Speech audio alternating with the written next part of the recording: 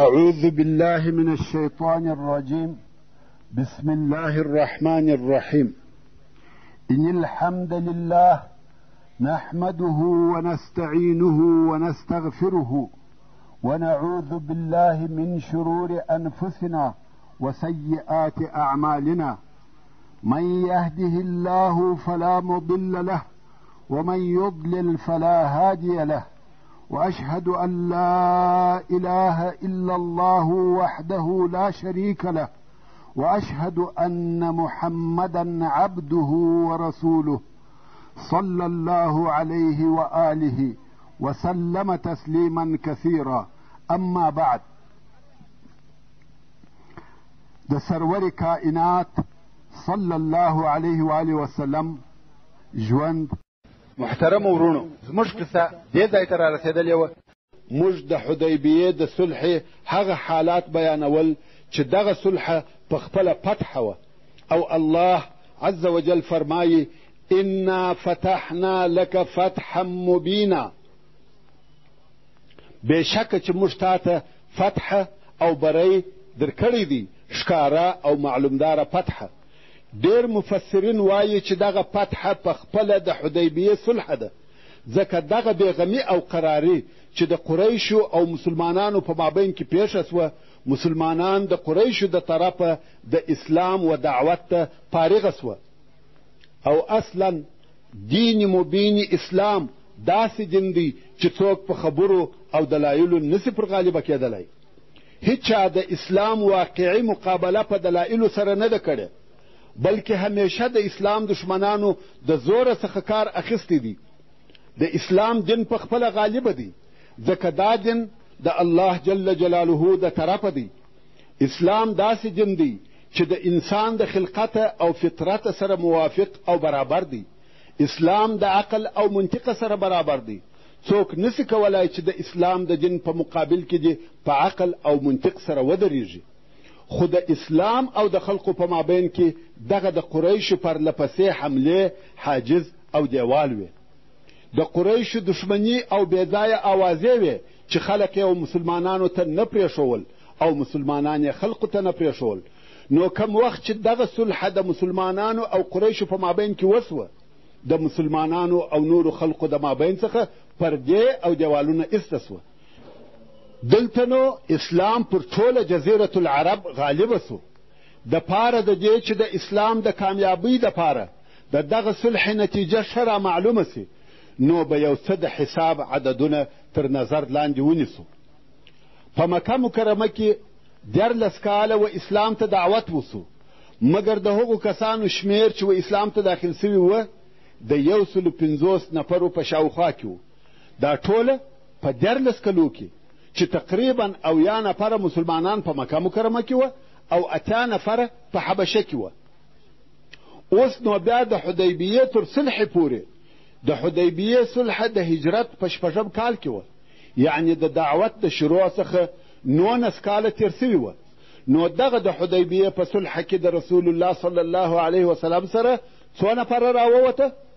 1004 یا 1500 نفره. که څه هم مسلمانانو په مدینه منوره کې یو مستقل دولت جوړ کړی وو او حالت یې هم په ښه ډول سره پر مخ روان وو، مګر بیا هم موږ وینو چې د مسلمانانو شمیر ډېر لږ و، فقط 1400 نفره، او دا د هجرت 6 کال و. نو که موږ وګورو چې د شروع څخه د اسلام د هجرت تر 6 کاله پورې چې د دعوت 19 کاله تېر سوي دي، د هغو کسانو شمیر چې مسلمانان سوي دي 1400 نفره دی. که چیرې بیا ښځې او کوچنیان او ځینې هغه صحرایي اعراب هم پر اضافه کو، نو به 3000 نفره سي. مګر هغه کسان چې د رسول الله صلی الله علیه وسلم سره د مکې مکرمې په فتح کې راوتلي وه، څو نفره وه؟ د هغو شمیر 10,000 نفره و. فقط د حدیبیې تر صلح 2 کاله وروسته، چې د دې څخه مقصد دا سو چې د حدیبیې تر صلح وروسته په 2 کلو کې د اسلام دپاره داسې کارونه وسوه چې په هغه تېرو سوو 19 کلو کې نه وه سوي. نو تاسې ووایست چې دغه صلح فتح ده که نه ده؟ ټولو غذاو، ټولو سریو، ټولو جنګو د اسلام د نشرولو دپاره دغسې نتیجه نه وه ورکړې لکه د حدیبیې د صلح نتیجه. نو ځکه الله جل جلاله دغه صلح فتح وبلل. الله عز وجل فرمایي انا فتحنا لك فتحا مبینا لیغفر لك الله ما تقدم من ذنبك وما تأخر. بېشکه چې موږ تا ته فتح او بری در کړی دی، فتح او بری ښکاره او روښانه د پاره د دې چې الله جل جلاله و تا ته ستا پخوانۍ تېرې سوي خطاوې او وروستنۍ خطاوې در وبخښي. ورونو، رسول الله صلی الله علیه و آله وسلم د ګناهو څخه پاک او معصوم دی، خو د آیات شریف څخه داسې مقصد اخیستلی سو چې د رسول الله صلی الله علیه وسلم ټوله د مخنۍ او وروستنۍ کوتاهۍ کمې چې د ده علیه الصلاة وسلام د لوړ مقام او لوړ مرتبې په سبب کوتاهۍ بلل کیږي، هغه ټوله ورته معاف دی او الله جل جلاله بل هیچا ته داسې معافي نه ده فرمایلې. ورونو، مثال د ممنوعاتو څخه نه دی.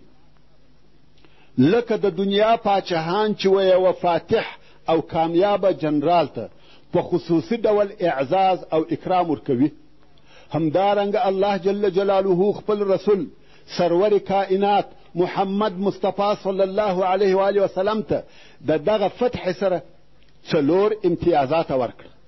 اول دا چې د مخنۍ او وروستنۍ ټوله کوتاهۍ یې ورمعاف کړې.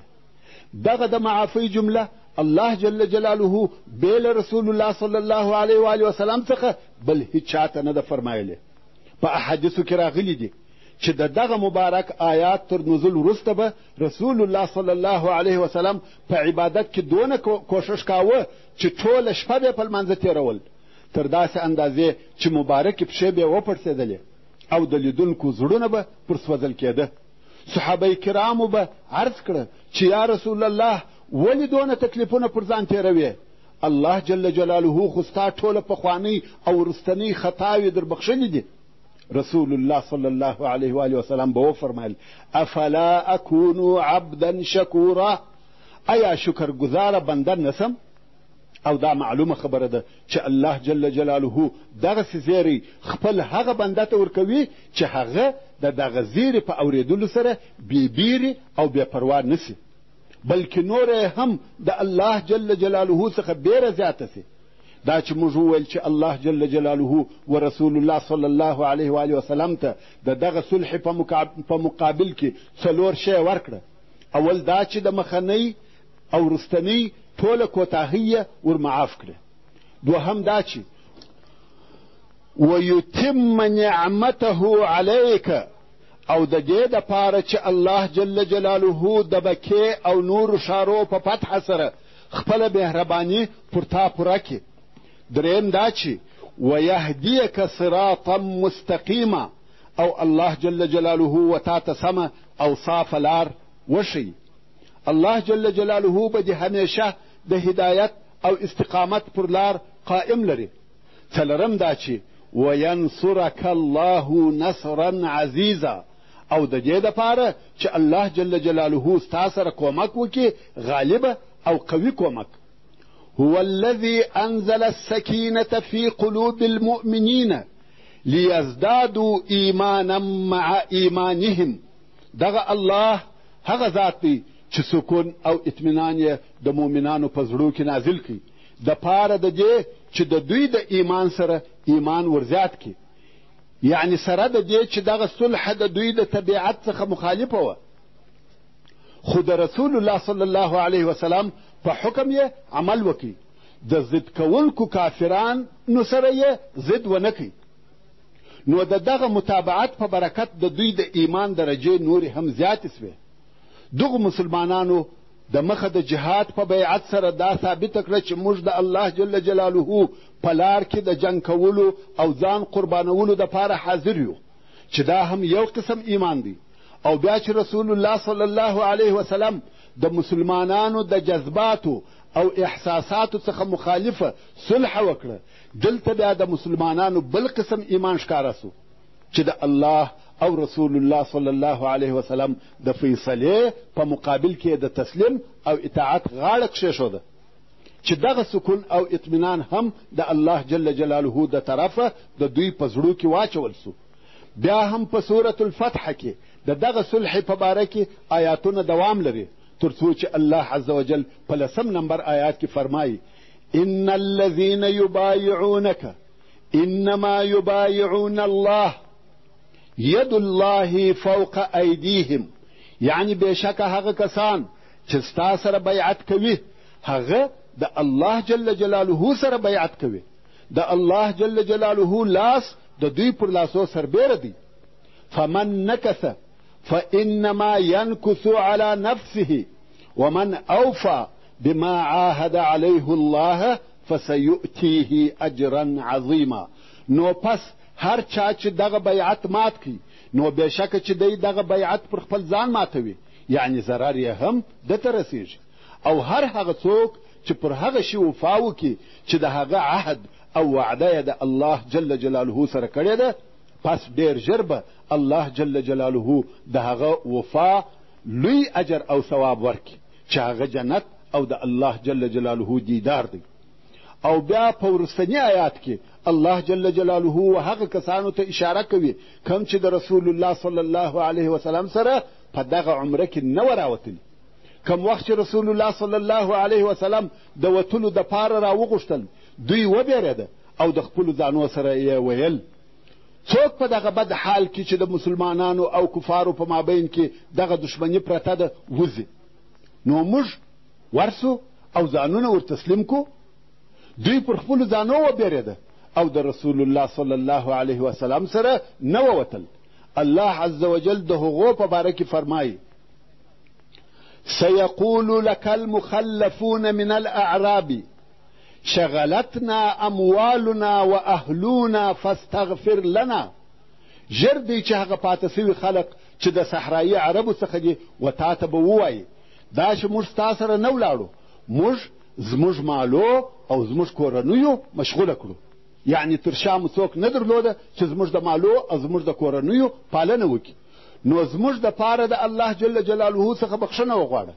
دغه اصلا هغه کسان وه چې دوی به په خپل مابین کې سره ویل موږ د هغو خلقو وطن ته ورسو چې هغه دلته مدینې منورې ته راغله او د رسول الله صلی الله علیه وسلم اصحاب یې ووژل. تاسې ګورئ چې دغه تللي خلق به یو هم ژوندی رانسي، ټول به هلته ووژل سي.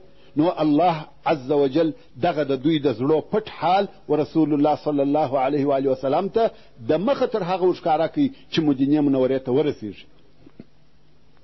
ځکه دغه آیاتونه د مخه تر دې چې رسول الله صلی الله علیه وسلم مدینې منورې ته ورسېږي نازل سوه. په لار کې یې دا ور معلومه کړه چې تاسې صحیح او سالم مدینې منورې ته ورسېږئ. نو به دغه خلق قسم قسم عذرونه وایي او بهانې به جوړوي چې دغه ټوله درواغ دي. یقولون بألسنتهم ما لیس فی قلوبهم. دغه پاته سوي منافقان به په خپلو ژبو هغه څه وایي چې د دوی په زړو کې نسته. دوی په خپلو زړو کې پوهیږي چې زموږ دغه عذر بالکل غلط دی او دغه د بخښنې غوښتل یې هم یوه ظاهري ریا ده. دوی په زړه کې بخښنه نه غواړي ځکه دوی دغه خپل پاته کېدل نه ګناه بولي او نه عقیده ورته لري. قل فمن يملك لكم من الله شيئا إن أراد بكم ضرا أو أراد بكم نفعا بل كان الله بما تعملون خبيرا. یعنی ای محمد صلی الله علیه و آله وسلم دوی ته ووایه څوک دی چې د الله جل جلاله د طرفه څخه به د عذاب په ایسته کولو کې قدرت ولري. یعنی څوک دا قدرت لري چې د الله جل جلاله د طرفه دی یو شی ستاسې څخه دفع کړي که الله جل جلاله ستاسې د ضرر او نقصان اراده وفرمایي، یا الله جل جلاله ستاسې د نفع او فایدې اراده وفرمایي. هیڅوک د ده جل جلاله و ارادې ته تغییر نسي ورکولی. یعنی بل هیڅوک نسته چې نفع او ضرر دی د هغه په قدرت کې وي، بلکې الله جل جلاله په ټولو هغه کارو چې تاسې یې کوئ ښه خبردار دی. او په راتلونکي آیات شریف کې الله عز وجل هغه علت او سبب بیانوي چې دوی په هغه سبب د رسول الله صلی الله علیه وسلم سره دغه عمرې ته نه ووتل او فرمایي بل ظننتم ان لن ينقلب الرسول والمؤمنون الى اهليهم ابدا وزين ذلك في قلوبكم وظننتم ظن السوء وكنتم قوما بورا. یعنی په رښتیا سره ستاسې د نه تګ سبب دغه نه دی چې دا تاسې په خوله سره بهانې او عذرونه وایست، بلکې تاسې ګمان کاوه چې بیا به هیڅکله رسول الله صلی الله علیه وسلم او د ده ملګري مؤمنان و خپلو کورو ته صحیح سالم راونه ګرځي. او ای منافقانو، دغه د مسلمانانو د تباهۍ ګمان ستاسې په زړو کې ښایسته سوی دی او ګمان کړی و تاسې بد ګمان او تاسې یو هلاک سوی قوم یاست. بیا نو الله جل جلاله د دغه صورت په نورو آیاتو کې د خیبر و راتلونکې غذا ته اشاره کوي، هغه غذا چې تر اوسه پورې نه ده پیښه سوې.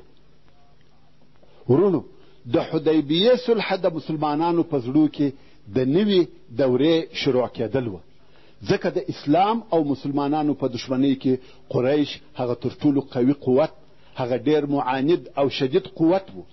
او اوس چې دوی د جنگ د میدانه څخه د امن او صلح و میدان ته ووته، نو د مثلث د اضلاعو څخه هغه قوي ضلعه ماته سوه، یا په بل عبارت د هغه درو قوو څخه هغه قوي قوت مات سو. درې قوتونه څوک وه؟ قریش، غطفان او یهود.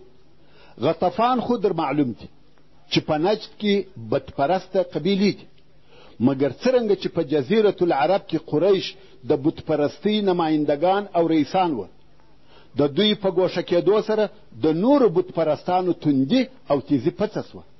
د پاته بتپرستانو د مسلمانانو سره د دشمنۍ حالت تر ډېرې اندازې کم سو. نو ځکه پس له دغه صلح څخه د غطفان د قبیلو د طرفه کملو او غټه حمله پر مسلمانانو نه لیدل کیږي. که بیا هم دوی یو جنگي اقدامات کړي وي، هغه هم د یهودو په شیطانت او خطا ایستلو سره سوي دي. مګر یهود پس له هغه څخه چې د مدینې منورې څخه وایستل سول، نو یې خیبر د خپلو دسیسو او خیانتو دپاره ځالګۍ وګرځول. د دوی شیطانانو هلته هګۍ اچولې او هلته یې چیچان زېږول، د هغه ځایه څخه یې د فتنې اورونه بلول. هغه اعراب چې د مدینې منورې پر شاوخوا پراته وه، هغه یې د مسلمانانو پر ضد لمسول او په خپله یهودو په دې امیدو شپې تېرولې چې کله به رسول الله صلی الله علیه وسلم او مسلمانان ختم او فیصله کړي، یا لږ تر لږه ډېر تاوان ورسوي.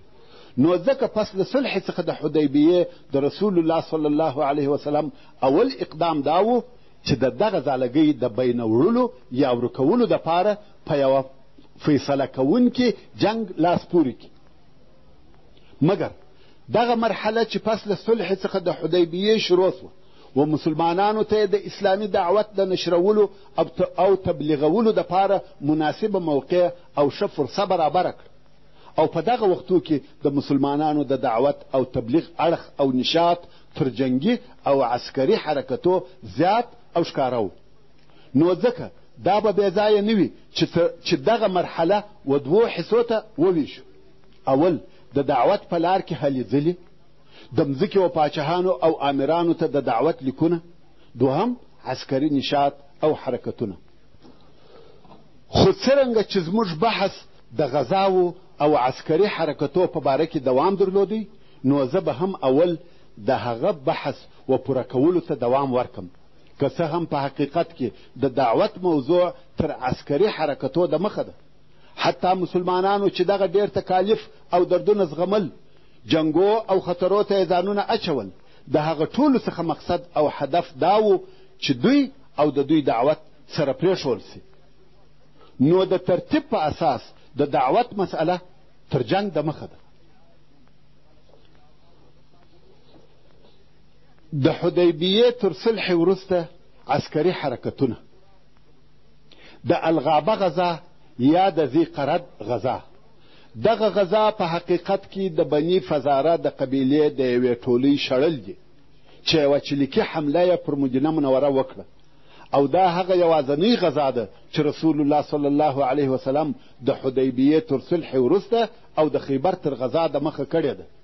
امام بخاري رحمه الله وایي دغه غزا تر خیبر 3 ورځې د مخه وه، مګر د سیرت او غزاو ځینې علما دغه غزا د حدیبیې تر صلح د مخه بولي، خو د امام بخاري رحمه الله قول صحیح دی. د غزا واقعه داسې وه، د کفارو څخه یو نفر چې خزاره ابن عیینه ابن حصن نومېدی او د غطفان د قبیلې څخه و، او دا خو درته معلومه ده چې د غطفان قبیله ډېره قوي قبیله وه، او دی د هغو کسانو څخه و چې د خندق په غزا کې یې د مسلمانانو پر ضد اشتراک کړی و.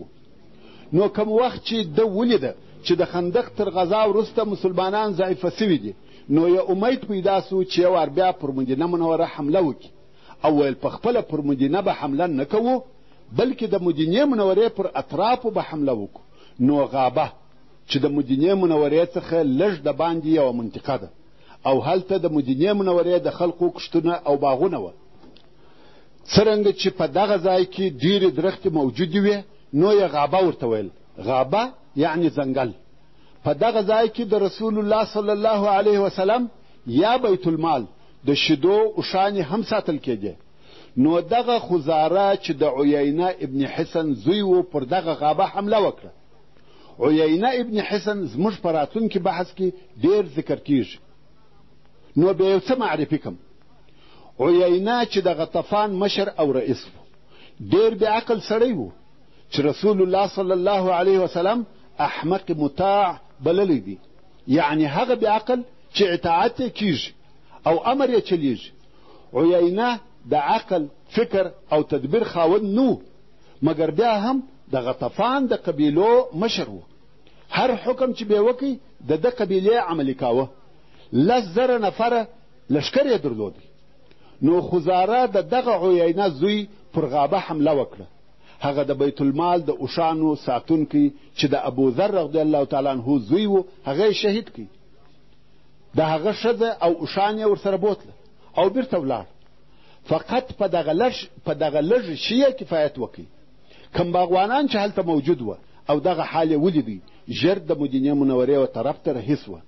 خو اول نفر چې د مسلمانانو د جنګیالیو څخه په مخه ورغلی، هغه سلمه ابن الاکوع رضی الله تعالی عنه. سلمه ابن الاکوع رضی الله تعالی عنه هغه څوک دی چې رسول الله صلی الله علیه و آله وسلم د ده په باره کې فرمایي هو خیر رجالاتنا، یعنی دی زموږ د پیاده لښکر هغه تر ټولو ښه او بهترین نفر دی. بل داسې څوک نسته چې د ده په مثل سره دي پر پښو او پیاده جنګ کوي. د ده رضی الله تعالی عنه په باره کې ویل کیږي چې تر آس چابک و. کم وخت چې به د آسانو سره د ځغستا مسابقه کول، دی رضی الله تعالی عنه به تر دمخه کېدی، او دغه چابکي یې په دغه غذا کې هم معلومه سوه. دا د الله جل جلاله قدرت و چې دغه تیزي او چابکي یې پکښې ایښې وه. نو کم وخت چې دغه خبر و سلمه ابن الاکوع رضی الله تعالی عنه ته ورسېدی، دی په خپله د هغه آس څخه راکښته سو چې دی او یو بل نفر پر سپاره وه، او دغه آس د طلحه رضی الله تعالی عنه و.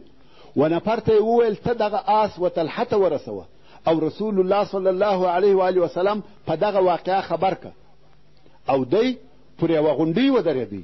د مدینې منورې پر طرف یې په ډېر لوړ آواز نارې کړه، وا صباحا وا صباحا وا صباحا، چې دا د هغه وخت د خطر ناره وه او د مدینې منورې ډېرو خلقو واورېده.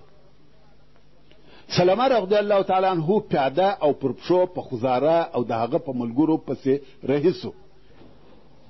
که څه هم دی رضی الله تعالی عنه پیاده و، بیا هم په هغو پسې ورورسېدی او هغه نفر یې په غوښو ویشتل.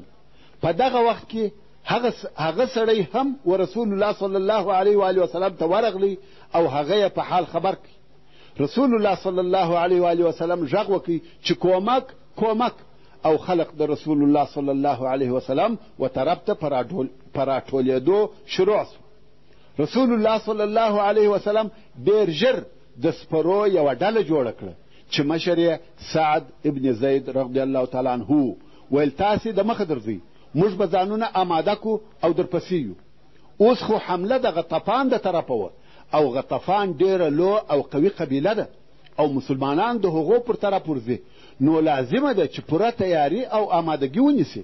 وصلى الله تعالى على خير خلقه محمد وآله وأصحابه وأهل بيته أجمعين. والسلام عليكم ورحمة الله وبركاته.